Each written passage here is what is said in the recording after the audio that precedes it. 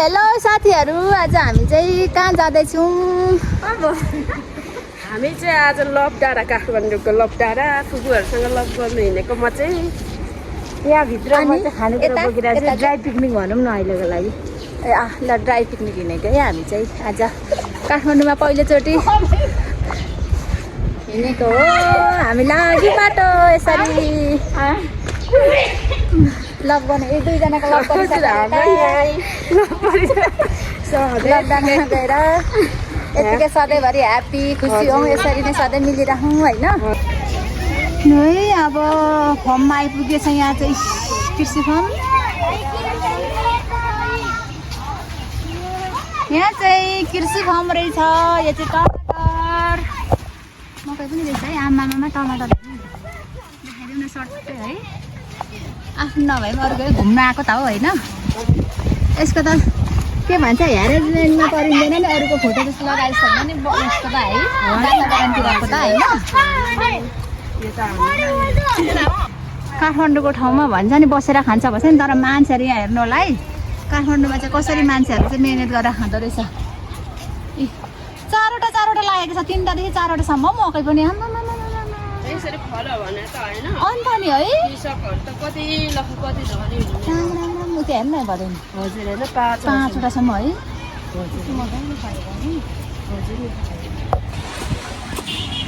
यो चाहिँ हाम्रोतिर हुने चाइनिज दुबो हो। यसरी सबै बेचिसकेको छ काट्दै। यो बिचबिचको यो खाली जग्गाको चाहिँ बेचेको एकदम महँगो हुन्छ। चाहिँ दुबोको खेती है यहाँनिर चाहिँ रहेछ। यहाँ हामी बसेको छेउमा यस्तो छ कि अब निस्केको हामी रोडमा। अब चाहिँ जान्छौँ टुन्डुङ टुन्डुङ टुन्डुङ टुन्डुङ टुन्डुङ टुन्डुङ टुन्डुङ टुन्डुङ गर्दै हिँडिसक्यो हाम्रो साथीहरू। अब चाहिँ हिँड्ने हामी टुन्डुङ टुन्डुङ गर्दै। साथीहरू अब चाहिँ हामी बालुवाखानी भन्ने ठाउँमा पुगिसक्यौँ। यो ग्राउन्ड चाहिँ यस्तो राम्रो छ, जो यहाँनिर चाहिँ एकदम ठुलो ग्राउन्ड जागी रहेछ होइन रहेछ। म चाहिँ पहिलोचोटि पुगेको, तर यहाँनिर चाहिँ अहिले चाहिँ यस्तो घाममा कोही पनि छैन। भरे चाहिँ यहाँ चाहिँ हेर्नु होला अन्तिमसम्म यस्तो रमाइलो हुने रहेछ। र यता यसको साइडमा चाहिँ मकै चाहिँ यो बालुवाको छेउछाउ यो बालुवाको खाने पनि यति राम्रो यति मजाले मकै फलेको रहेछ। अनि हामी त्यहाँदेखि उकालो लाग्यौँ। यो उकालो लाग्छ यस्तो उकालो घामले हिँड्नै नसक्ने रहेछ। त्यही पनि बिस्तारै बिस्तारै उभिँदै हामी उकालो गयौँ। यो उकालोमाथि टुप्पीमा पुग्ने पछि चाहिँ एकदम मिठो हावा पनि रहेछ। तर यहाँ पनि हावा चाहिँ एकदम राम्रो आइरहेको थियो। हावा खाँदै उकालो लाग्यो। पालो गर्दै बिसाउँदै उकालो टुप्पोमा पुग्यो हामी। हेर्नु होला यहाँ चाहिँ यस्तो शान्त ठाउँ रहेछ क्या। शीतल पनि यस्तो शीतल, यस्तो हावा चलिरहेको कस्तो पाहाडमा डाँडामा पुगे जस्तो लाग्यो। चिसो न चिसो हावा। अनि अब हामी त्यो ठाउँमा पुगिसक्यौँ।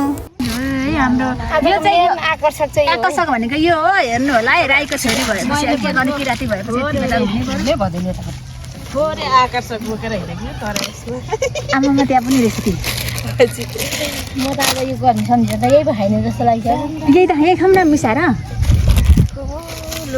चटपटे मनपर्छ यहाँनिर कुरा। म हो यो बुढी पनि यही खान्छ। देख्यो त ल यहाँदेखि त्यहाँ अनुहारमा छ।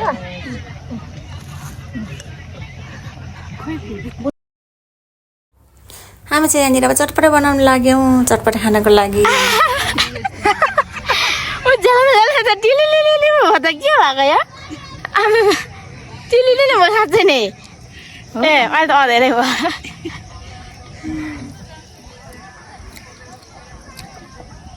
ल म फर्स्ट बाइट खान्छु कस्तो रहेछ म चेक गर्छु। हामी चाहिँ के भन्छ हाम्रो भदैनीको प्लानमा हामी आइपुगेको छौँ है बालुवाखानीमा। ल यो फर्स्ट बाइट त्यो चटपटे फर्स्ट बाइट भयो नि खान्दा। फर्स्ट बाइट अनि यता है फर्स्ट बाइट अनि के पो हो अरू त। वाउ मिकी के पनि यम्मी यता बुझ्छ है। कस्तो छ बुनु? मिठो केही नमिठो। यता मान्छे लडो है। अब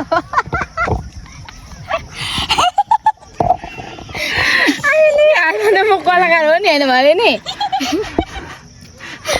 यहाँ चाहिँ अन्डाए हाम्रो यतातिर यसरी अन्त हुनु नि त है हजुर उत्ति चाहिँ कस्तो राम्रो रुख हो है तर उसको राम्रै ठाउँमा जन्म चाहिँ भएको है भिर पर ऊ पनि क्या ठिक्क शीतल दिने ठाउँमा अनि चिसो चिसो ठाउँ पनि है अब यो भिरमा थियो भने हामी गइँदैन थियो नि त त्यही त हामीलाई शीतल दिनु पनि पाउँदैन थियो एउटा भाग्य मानिने धर्म तिनीहरू यसो हेराएर चाहिँ बोल्नु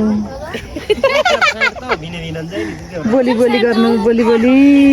गर्नु घरि होइन कति राम्रो साँच्चै न भिडियो यस्तो रमाइलो ठाउँमा मान्छेहरू हावा खानुको लागि छुट्टीको दिन यहाँ एकदम कति धेरै आउँदो रहेछ कति रमाइलो हुने रहेछ तपाईँकै दिनु लु तपाईँकै दिनु भयो नि नानी पनि दिनु लु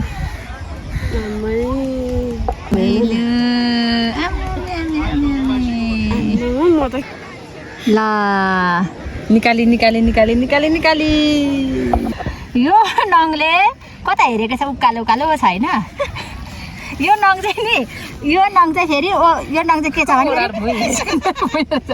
यो नङ फेरि टुस्सै उकालो आकाश हेरेको छ होइन अनि यसले यो नङले के भनेको छ ओइ काहीँ पनि नहेरे सिधा बस्यो भने स्ट्यान्ड बसेको नङ हो अनि यो चाहिँ अब कान्छी नङ हो होइन यो चाहिँ सबैको हेपेर चुप बसेको छ क्या माछी काँडैले रक्सीले होइन मातो जाडैले रातो जाडैले त्यो भयो